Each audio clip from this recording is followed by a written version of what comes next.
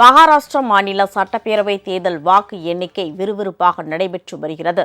அங்கு பிஜேபி கூட்டணி வேட்பாளர்கள் அதிக இடங்களில் முன்னிலை பெற்றுள்ளனர். மகாராஷ்டிராவில் ஏக்நாத் சிண்டே தலைமையிலான சிவசேனா, பிஜேபி மற்றும் தேசியவாத காங்கிரஸ் கட்சிகளின் மகாயுதி கூட்டணி அமைத்துள்ளது.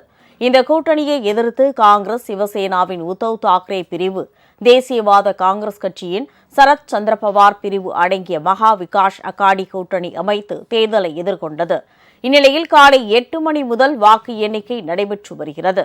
மகாராஷ்டிராவில் காலை 11 மணி நிலவரப்படி பிஜேபி 217 தொகுதிகளில் முன்னிலை வகிக்கிறது. காங்கிரஸ் 58 தொகுதிகளிலும், பிற கட்சிகள் 11 தொகுதிகளிலும் முன்னிலை வகிக்கிறது.